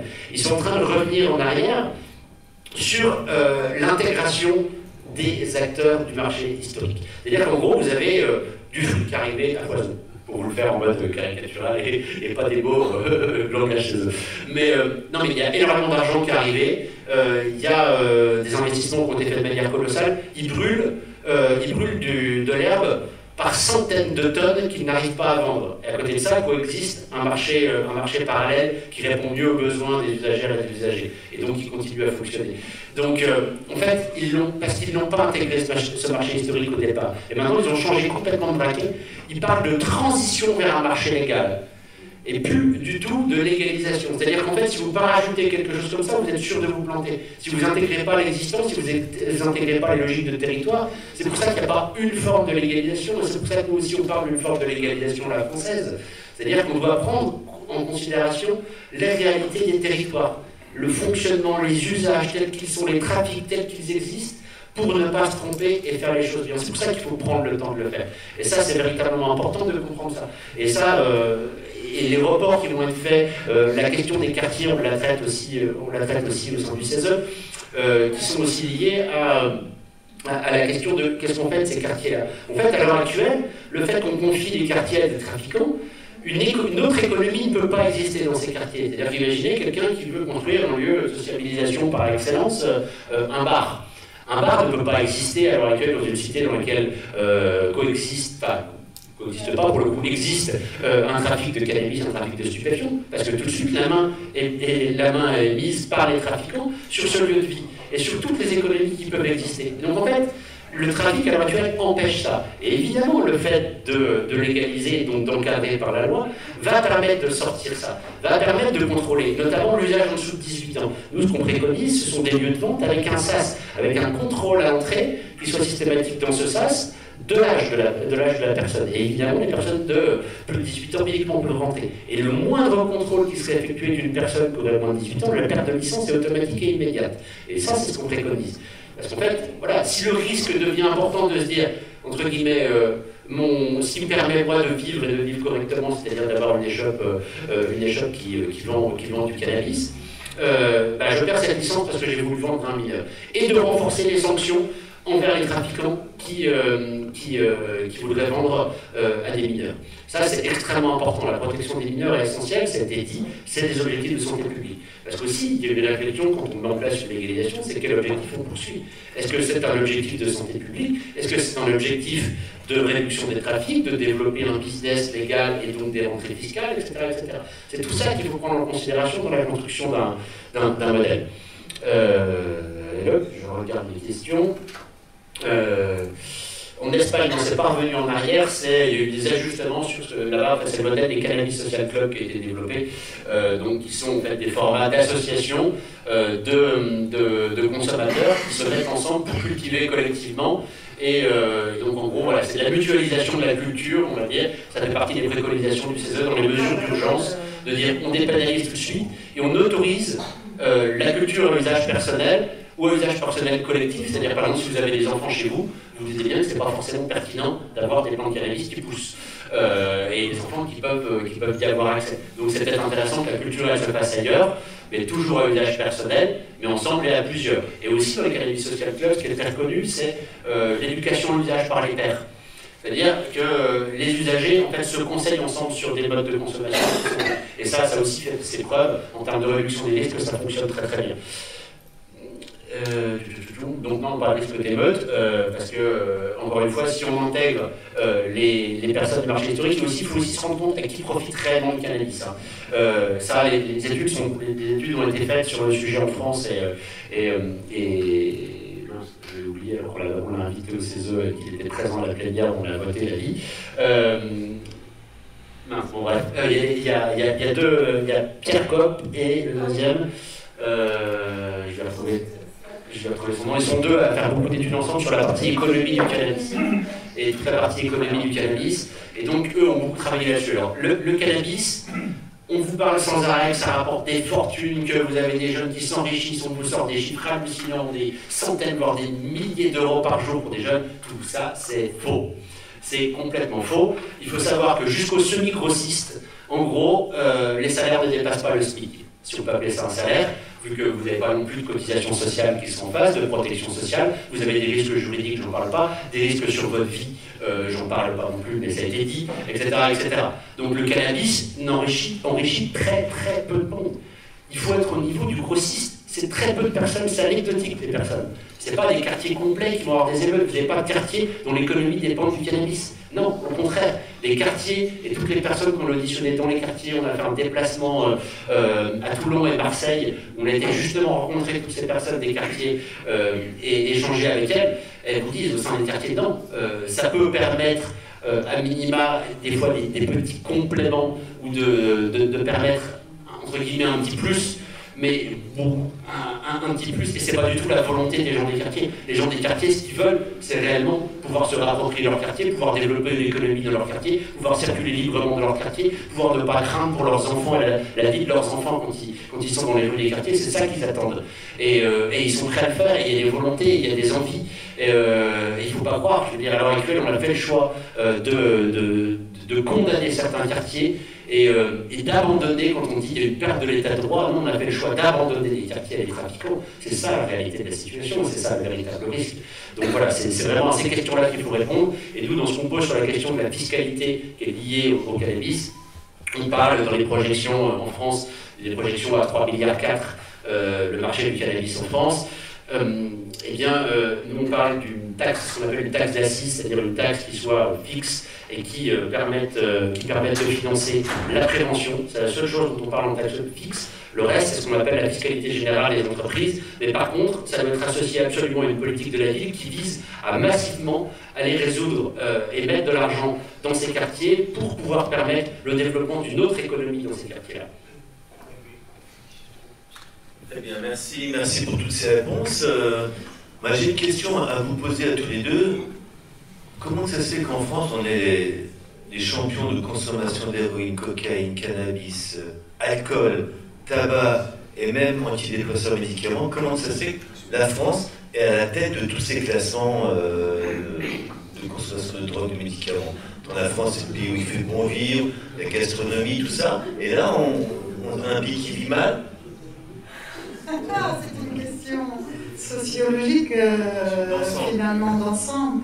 Donc répondre à ça, je ne suis pas sûre que je sois l'interlocuteur qui fait la recherche sociologique là-dessus. En tout cas, il y a des pistes en termes de vulnérabilité sociale. On sait que ça va être beaucoup plus difficile quand on est dans la précarité, parce que comme ça procure du plaisir et que ça permet d'éviter de penser aux difficultés, c'est quand même un bon moyen, en tout cas pour le cannabis, pour les usagers, d'utiliser du cannabis qui est quand même relativement accessible. Et il faut savoir que l'accessibilité est un des facteurs qui font qu'on consomme. Donc il y a certainement un facteur sociétal ou en tout cas législatif, etc., qui fait qu'on peut en trouver actuellement facilement, puisqu'on a laissé se développer des réseaux qu'on commande par Internet, que le système de la consommation à tout crin fait qu'ils utilisent les mêmes moyens. Vous avez des promotions, vous avez c'est incroyable comment ce système de consommation s'est remarquablement développé dans tout le circuit des drogues. Bon, après, il y a sans doute un changement sociétal qui fait que, on le sait bien avec le Covid, puisqu'on a eu beaucoup plus d'anxio-dépression après le Covid, et notamment chez les jeunes. Et on a eu un afflux de demandes de consultation chez les jeunes avec l'anxiété, plus l'éco-anxiété actuellement, dans quel sens ça va. Donc on a besoin de calmer son anxiété en fait. Donc il va falloir qu'on ait peut-être des orientations qui nous tirent un petit peu vers le haut. Il me semble que ça serait une bonne solution, et puis une vie démocratique peut-être plus... Il y a du débat. Oui. Oui, il faut partager ses opinions, pouvoir dire... Alors, une des choses qui font que les drogues se développent, c'est aussi quand on ne peut pas dire, quand on ne peut pas penser, et qu'il est aussi interdit de dire parce que soit on est disqualifié, etc. Et donc c'est tout l'enjeu à l'adolescence, puisque tu fais pas comme nous, etc. Donc on a ça à l'adolescence, mais pour après, c'est les difficultés qu'on a gardées de cette question de comment on parle de soi. Et donc il y a des programmes sur les compétences psychosociales, on apprend à dire je, on apprend à parler parler de soi, on apprend à parler de ses émotions, on apprend à dire ce qu'on ressent, on apprend à être attentif aux besoins des autres. Et donc il y a aussi un effort à faire, qui n'est pas tout le temps de la conflictualité. C'est pas que la conflictualité n'est pas mal en soi, mais c'est quand on ne peut pas mettre des mots dessus. Et actuellement, on est très marqué par cette question des violences sexuelles. C'est vraiment typiquement ce qui se passe, on ne peut pas dire, on ne peut même pas le penser. Donc il faut développer, je vais le redire, parce qu'il faut redévelopper des programmes de prévention adaptés, généralisés, et pas que dans quelques classes, parce que ce qui se passe en France, c'est qu'il n'y a que quelques classes qui bénéficient d'UNPLUG, qui bénéficient de GBG, mais c'est pas beaucoup, c'est 12 classes dans un département, par exemple, vous imaginez, c'est de cet ordre-là, donc c'est scandaleux. Il y a des enseignants qui voudraient le développer, et on sait que ça marche, on sait pertinemment, on sait les groupes avec ce programme Une affaire de famille, ça marche, mais il faut des animateurs, il faut en former, et il faut qu'on le développe, mais c'est peanuts par rapport aux besoins. Il faut vraiment le redire, ça. Ça, c'est la réorientation des moyens qui, à l'heure actuelle, sont ciblés sur la répression. On voit les millions d'heures de police, vous rajoutez la justice derrière, vous rajoutez aussi la question du soin, etc., qui sont liés justement à tous ces usages problématiques et toutes drogues confondues, parce que quand on travaille sur le cannabis, on va travailler sur l'ensemble des conduites addictives. Donc ça veut dire le jeu, ça veut dire l'usage des écrans, ça veut dire tout ça. C'est l'ensemble des conduites addictives au sens large. Donc les économies à faire sont colossales. Vous avez juste à réorienter ces moyens-là vers la prévention, la réduction des risques. Vous allez avoir des résultats qui vont être immédiats. Comme au Portugal. Au Portugal, ils avaient des chiffres de consommation hallucinants. Ils sont tombés à des consommations qui sont ridicules. Parce qu'ils ont véritablement mis en place des politiques de prévention, de réduction des risques, d'accompagnement, les commissions spécialisées qui sont mises en place avec des soignants, des assistants sociaux, etc., qui accompagnent les personnes réellement. Les propositions de travail aussi. Oui, c'est ça. C'est vraiment un accompagnement des personnes. C'est à partir du moment où on ne considère plus des chiffres et des statistiques et commence à parler des personnes, c'est là qu'en fait tout change. Donc attachons-nous aux personnes, attachons-nous au parcours, c'est ça qui est important. Attachons-nous aussi au fait de libérer le débat au sein des familles. Un jeune, il a besoin de pouvoir parler au sein de sa famille. Si le même modèle que celui qui est projeté dans la société est projeté dans la famille, c'est-à-dire celui de l'interdit et de l'abstinence, style t'as pas intérêt à consommer sinon tu vas voir ce que tu vas voir, là vous avez les plus forts risques de tomber dans des consommations à risque, dans des consommations problématiques, des niveaux d'usage plus élevés, l'expérimentation plus jeune, etc. L'interdit ne fonctionne pas. Quand on parle, et les discours qui sont tenus, qui sont écrits, la MILDECA, la mission interministérielle de lutte contre les drogues et les conduites addictives, qui est l'organe qui chapeaute tout ça, et bien au niveau national en France, tient ce discours de l'interdit protecteur. L'interdit protecteur, c'est complètement fou. Il n'y a pas un professionnel de santé qui va vous soutenir ça. C'est pas vrai, ça ne fonctionne pas. Et l'autre question, vu qu'en fait on ne peut pas avoir de débat et que le cannabis est un stupéfiant, c'est-à-dire une drogue interdite, eh bien en fait on ne peut pas en parler. Moi je vois au CESE, on a à peu près 35 dans... On peut pas faire de recherche. Et on ne peut pas faire de recherche non plus.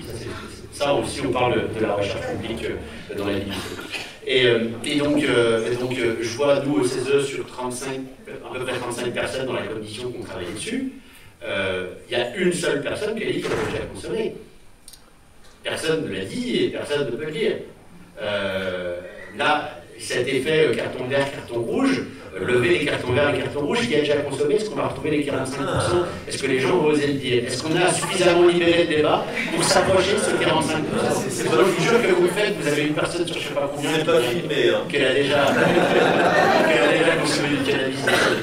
Mais la réalité est là. Des photos. Voilà. Non mais donc moi je me dis, voilà, sans voir, vu qu'on allait pas avoir une grosse évolution des cartons sur faut-il ou pas égaliser, mais par contre au moins libérer la parole, c'est une première étape qui est essentielle.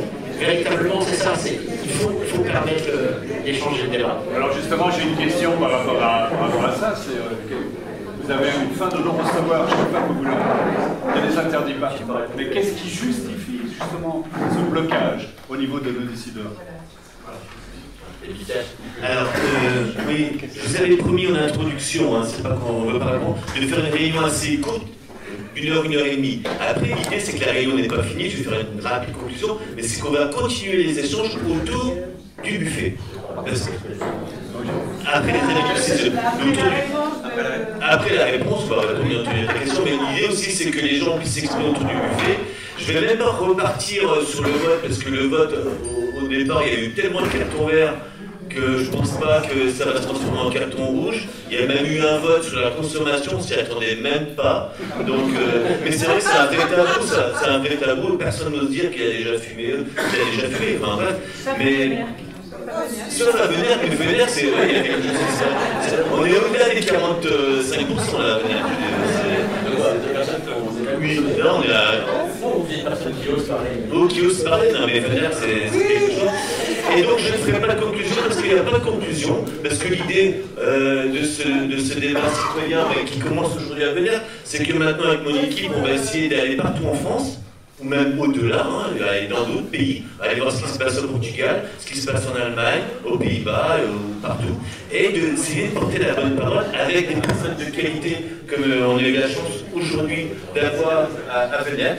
Et c'est vraiment une chance quand on est député de pouvoir rencontrer sur tous les sujets des personnes qui connaissent des sujets et qui nous enrichissent mutuellement sur des sujets qu'on ne connaît pas ou qu'on ne maîtrise pas. Et ben ça nous fait avancer sur nos réflexions et ça évite les réponses rapides. Et le cannabis c'est un bon exemple parce que tout à l'heure tu as dit une proposition de loi, il faut aller au-delà de la proposition de loi, c'est tellement transversal, tellement global que ça touche tellement de sujets que c'est pas un délire de babacool, c'est un problème d'éducation, de prévention, d'économie, de modèle de société, pourquoi les gens fument, et surtout la protection des plus jeunes, protéger, encadrer, réguler, c'est tout ça qu'on va prôner, et là on va prendre notre bâton de pèlerin, et on va sortir des murs de l'Assemblée, et aller au-devant des citoyens et des citoyennes en France, pour faire avancer ce sujet, pour faire avancer ce gouvernement actuellement en place, mais j'ai bon espoir, parce qu'actuellement, dans le nouveau gouvernement, on a quelqu'un à la culture qui va redonner du sens avec la population de et je pense que là,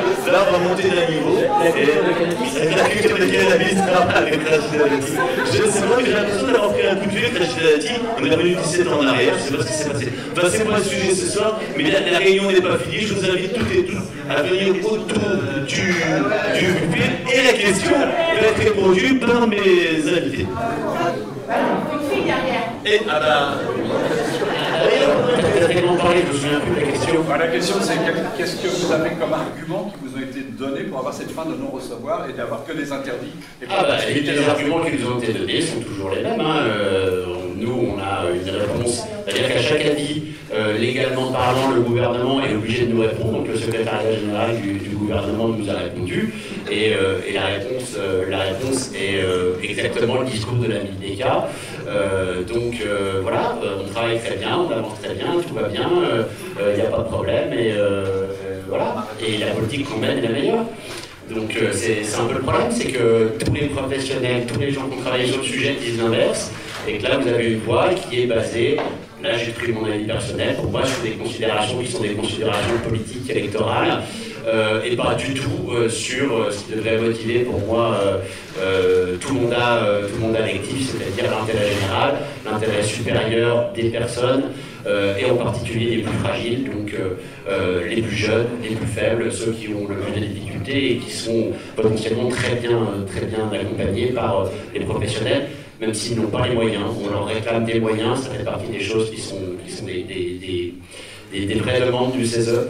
Il y a des gros besoins pour ça, et donc il faut débloquer les financements. Quand elle vous dit sur un département, vous avez 12 personnes qui profitent d'un programme de prévention, enfin 12 classes qui vont profiter d'un programme de prévention intégré. Enfin, je veux dire, c'est juste aberrant. Tout le monde devrait avoir et suivre dans l'école de la République, devrait avoir accès à ce genre de programme.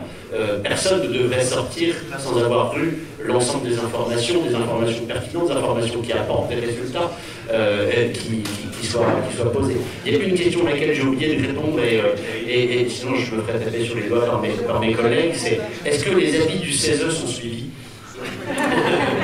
Alors, on produit des avis sur énormément de sujets. Il y a quand même énormément de nos préconisations qui sont suivies sur beaucoup de sujets. Sur la question du cannabis, le gouvernement actuel, évidemment, vu la réponse du secrétariat général du gouvernement, nous a fait, on se doute bien que l'avis ne sera pas suivi. Maintenant, les choses vont évoluer et nous, la volonté qu'on avait en tant que CESE de poser ce modèle souhaitable, donc là, je n'ai pas eu le temps de le développer, mais vous avez quand même je vais en ramener 20-25 des avis complets, il est téléchargeable sur Internet très facilement, vous avez les fiches de synthèse, mais ce modèle souhaitable de ce qu'on voit comme vision, comment est-ce qu'on construit la filière, comment est-ce qu'on limite la taille et le volume des exploitations, comment on est en bio, comment on est sur la traçabilité, jusqu'à la fin, jusqu'au produit qui affiche l'ensemble des taux THC, l'ensemble des cannabinoïdes, donc le THC, CBD, CBG, CBN, etc., enfin, les principaux cannabinoïdes qui vont en fait faire ce que va donner l'effet, et ensuite aussi les terpènes. Donc les terpènes, c'est les profils aromatiques. Et donc il y a plus de 100 terpènes qui ont été identifiés dans le cannabis, c'est-à-dire bien plus que dans le raisin par exemple. C'est-à-dire qu'en termes de profil aromatique, moi, pour avoir fréquenté plein de gens qui consomment, j'ai jamais entendu quelqu'un dire « Ouais, cette herbe-là, elle est géniale, elle défonce ». Non, tout le monde dit « Goût, celle-là, elle est trop bonne, elle a tel goût, sans là », enfin les gens se la font sentir, se la font machin. C'est, voilà, à l'instar de l'œnologie, il faudrait développer la chambrologie. C'est véritablement là-dessus. Et ça, c'est un travail sur la réduction des risques. Et quand on parlait de l'augmentation du taux de THC, c'est pareil, le CESE a fait le choix de ne pas proposer l'imitation du taux de THC, qui est la réponse aussi trop facile. C'est comparé à l'alcool, vous voyez, vous n'allez pas consommer de la même manière du whisky ou du cidre. Si on vous sert un verre de cidre pour remplir un verre de 25 ou 30 centilitres, vous allez boire un verre de 25 ou 30 centilitres, on vous sert du whisky, ben déjà, ça ne viendrait même pas à l'idée que quelqu'un vous remplir un verre de 25 à 30 centilitres de whisky. Et pourtant, vous consommez du cannabis, vous ne savez pas ce que vous avez, vous ne connaissez pas le taux de THC, et donc vous ne savez pas ce que vous consommez, si vous êtes en train de consommer du whisky ou du cidre. Et ça, c'est un réel problème qui est posé. Donc ce qu'il faut, c'est l'information. Et par contre, orienter l'information au sein de ces points de vente sur la composition, c'est-à-dire sur l'ensemble de la filière, et développer des terroirs. On pose aussi le fait que puisse être développé des AOP, parce que bien évidemment, en fonction des terroirs, vous n'allez pas avoir le même produit à la sortie, même avec la même graine. Et vu le nombre de variétés, les milliers de variétés qui existent déjà, vous avez une diversité de possibilités qui sont ce sur quoi il faut travailler. C'est-à-dire que les usagers, s'ils sont informés sur ces questions-là, ils ne vont pas chercher la puissance, ils vont chercher le goût, l'odeur, etc., etc. Et ça, c'est véritablement aussi un message de prévention de réduction des risques, au-delà du fait de développer une filière en France qui soit justement à travailler l'excellence et la qualité, au lieu de travailler la puissance, comme ça peut être fait dans certains pays. On parlait de l'exemple du Colorado, c'est pareil, ça se concentre aussi beaucoup sur le taux de THC. Et on vend les herbes les plus puissantes. Et c'est l'argument de vente. Voilà, ça c'est une erreur. Pour répondre à votre question, je me disais que nos politiques ont un mécanisme de déni, comme les addicts en fait. C'est un mécanisme de défense. On ne veut pas voir, donc on prend des produits pour ne pas voir. Et donc ils sont pour un bon nombre, ils ont des mécanismes de déni parce que ça dérange quelque part une construction de leur vision du monde. Et voilà, donc il va falloir passer un petit peu en force quand même, parce que et on sort du déni souvent par la crise. Alors, on a encore qu'une question. Il y a trois questions. Je complète très vite là-dessus pour donner l'exemple de Caroline Janvier, qui a été la rapporteure de la mission d'information de l'Assemblée nationale sur le sujet. Et en tant qu'élue, pour porter ce sujet-là, en fait, elle, ce qu'on lui a dit, mais pourquoi tu vas sur le cannabis ? Sur le cannabis, tu peux perdre une élection, mais par contre, tu ne pourras jamais la gagner. Voilà ce qui fait aussi que la politique n'osera jamais, dans un discours public, tenir cette position qui est pourtant une position de raison et unanimement partagée. Bon, bah j'ai perdu. Non, c'est vrai que tu m'avais dit tout à l'heure qu'on commence à des débats citoyens sur le cannabis, ça va peut durer jusqu'à minuit, 1h du matin, tout ça. Je veux dire, c'est vrai que les gens ne quittent pas la salle. Et donc, on a encore un prix de questions. J'ai vu 1, 2, 3 doigts. Donc, 4 doigts, 5, 6. On peut peut-être poser des questions autour du buffet ou est-ce que ça va refroidir? Ça va chaud, hein? Est-ce qu'il y a, je voulais le poser au début, une augmentation de la consommation dans les pays qui ont légalisé le cannabis? Ça a été répondu, hein, tout à l'heure. Ça a été répondu. Il faudra que tu regardes le film.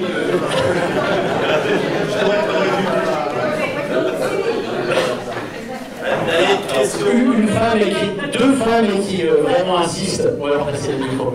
On va passer les micros. Je ne vais pas faire ma réac du tout.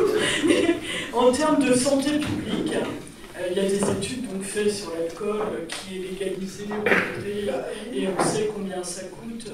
Les gens en addiction, vos confrères gastro-entérologues se sont exprimés largement là-dessus. Et je voulais savoir si sur le cannabis, il y avait vraiment une étude précise qui existait sur les dégâts liés au cannabis. Parce qu'on a tous autour de nous l'exemple d'un jeune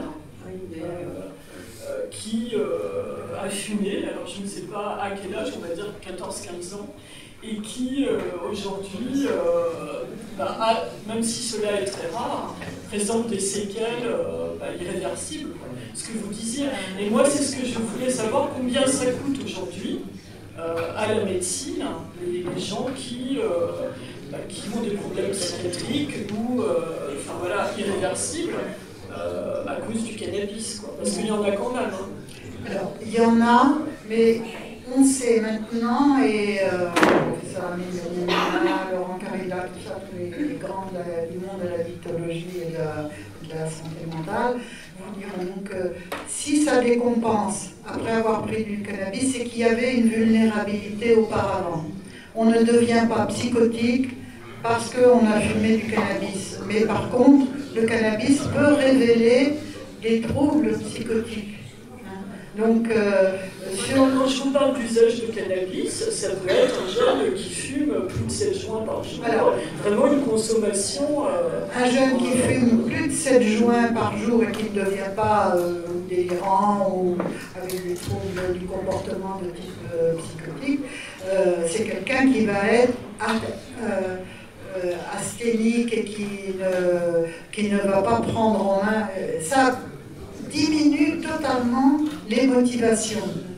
Alors, si on prend régulièrement du cannabis, c'est qu'il y a un problème derrière. C'est pratiquement toujours ça. Et quand on va soigner et accompagner, en fait, on va accueillir, bien sûr, cette personne où elle en est, etc. Mais l'objectif est de comprendre quelle est la cause qui amène à consommer autant de cannabis. J'entends bien, mais moi, ce que je me demandais, c'est est-ce qu'on connaît le coût Alors, on n'a pas... En tout cas, le coût... Et je recherchais si j'avais ça dans mes tablettes, mais le coût est très minime par rapport au coût de l'alcool. L'alcool, c'est 49 000 morts par an, ce qui est énorme. Avec le tabac, 70 000, vous voyez, on a 120 000 morts rien que pour ces deux produits-là.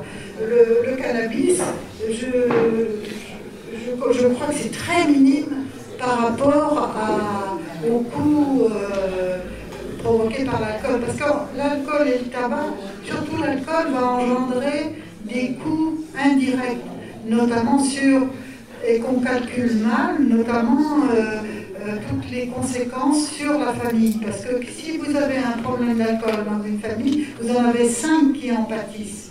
Donc ça fait 5 qui ont des difficultés scolaires, difficultés familiales, difficultés de dépression, etc. Avec le cannabis, plus le professionnel, les questions du travail, donc ça c'est un coût assez exorbitant au niveau de l'alcool. Le cannabis ne va pas provoquer ça. Par contre, on sait que le cannabis est dans les préconisations, parce que nous faisons, je ne sais pas, je n'ai pas lu le livre du CESE, mais à Addiction France, pas de cannabis sur le lieu de travail, parce qu'effectivement, ça va engendrer un peu de somnolence, et comme l'alcool, hein, de toute façon.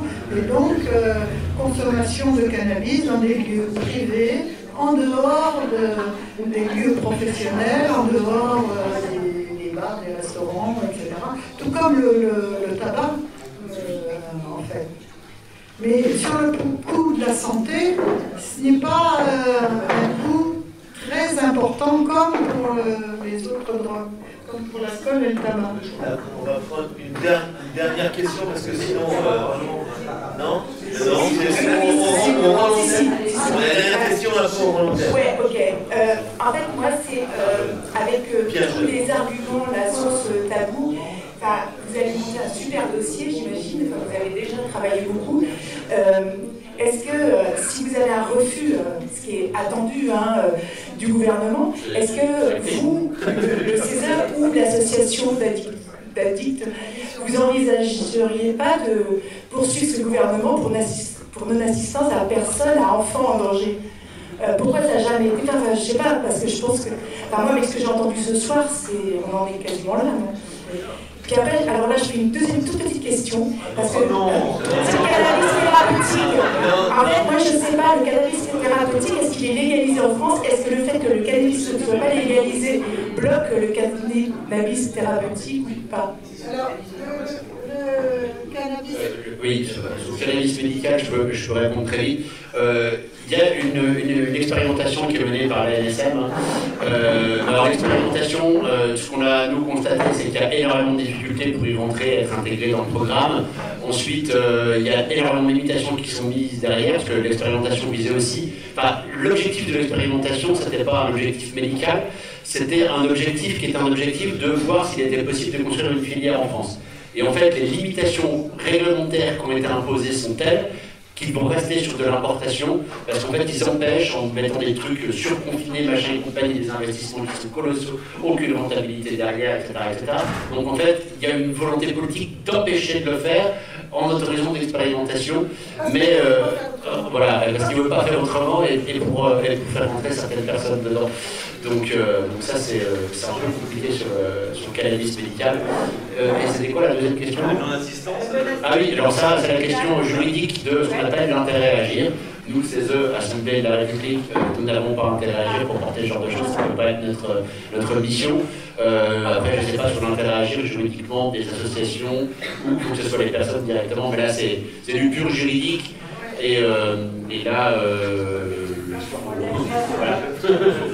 Oui, il faut des associations, un collectif d'associations pourrait peut-être, jusqu'à présent, on n'a pas vu les choses comme ça. On ne rebondit pas sur les questions.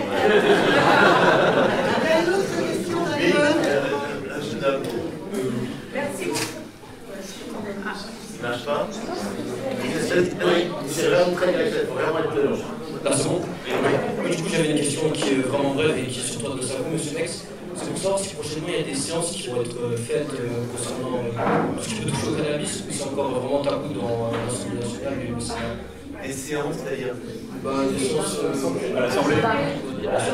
Oui, alors en tant que président du groupe d'études, on fait des réunions, on fait des auditions, on se réunit justement pour travailler sur ce sujet-là, mais moi j'en étais arrivé, enfin vu tout le travail qui est fait depuis des années, quoi. Je veux dire, on a l'impression qu'on crie dans le désert et que c'est une évidence qu'il faut aller vers la légalisation avec toutes les préventions, toutes les conditions qui ont été énoncées ce soir. Et que là, je me dis, il faut qu'on sorte comme je disais tout à l'heure, il faut qu'on sorte des murs de l'Assemblée, le mur des institutions, elle est au plus près des gens pour en discuter. Et je veux dire, pour éveiller les gens sur ce sujet-là, qui est transversal. Donc, il y a des propositions de loi qui sont déjà passées à l'Assemblée. Eric Coquerel en avait porté une lors de la niche parlementaire de la France Insoumise en 2022. Elle n'est pas passée. Mais bon, voilà, parce qu'il y a des oppositions de principe, comme tu l'as dit tout à l'heure, la députée Janvier, si on défend une proposition de loi sur le cannabis, un député ou un sénateur a peu de chances d'être élu par la suite parce que c'est tellement tabou et connoté. Et donc il faut faire tomber tous ces murs et aller vers une société plus libérée. Et donc j'espère que cette réunion, ce premier débat citoyen va permettre de prendre son bateau de pèlerin et aller auprès des gens, aller partout, aller dans toutes les villes de France, les villages et les bourgs et porter la bonne parole. Et voilà. Un tout petit complément là-dessus.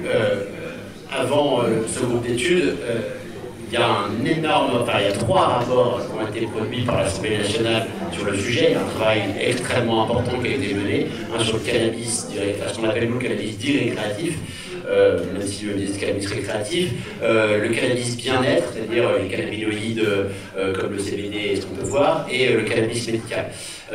Donc il faut savoir que le président le rapporteur général, était Robin Reda, député des Républicains, Caroline Janvier sur le cannabis récréatif, député LREM, donc clairement pas les gens de gauche, etc. Hein. Il a porté un rapport porté et vu le travail hallucinant qui a été fait, avec une enquête, un sondage qui a été fait, qui réunit 250 000 personnes qui sont prononcées sur le sujet. Enfin, il y a un boulot énorme qui a été fait à l'Assemblée nationale, qui a été posé avec sortie légalisation. Voilà ce qui est posé très clairement. Là, il y a une volonté qui est clairement une volonté gouvernementale. Parce que là, réellement, moi je pense que l'Assemblée nationale est prête. Je le pense. Excusez-moi. Pardon. Ah oui, par contre, de l'exposé que vous faites, l'accompagnement des politiques publiques est quand même très important pour pas se retrouver comme au Colorado. Or, là, le gouvernement tel qu'il est à l'heure actuelle, c'est pas vraiment la santé, le bien-être des citoyens, c'est pas vraiment son leitmotiv, quoi. Est-ce que vous n'auriez pas peur que justement en votant une légalisation du cannabis maintenant, ça finisse chez son meilleur ami de chez Sanofi, qui inonde le marché et qu'on finisse comme aux États-Unis avec tous les médicaments, opioïdes, etc. Non. Donc le projet qu'on pense, c'est justement travailler sur une filière encadrée, régulée, locale, et éviter la dérive états-unienne où on fait des grands encarts publicitaires, où on tombe dans le business, dans le néolibéralisme. Au contraire, l'idée de sortir sur une voie de légalisation, c'est d'encadrer de la production, la distribution, et la commercialisation, surtout pas, mais un peu comme ce qui se passe sur l'alcool, quoi, je veux dire. Mais avec le gouvernement actuel, il y a pas de changement. Avec le gouvernement actuel, c'est clair, pour l'instant, la voie est complètement couchée. Oui. Donc, on est dans le brouillard, et avec un ministre de l'Intérieur comme Gérald Darmanin. Mais moi, naïvement, je pensais franchement qu'Emmanuel Macron, en 2016, allait vers cette voie-là, et bon, ça n'a pas été le cas. Et donc, voilà, du coup, je vous réinvite tous et toutes. Merci pour votre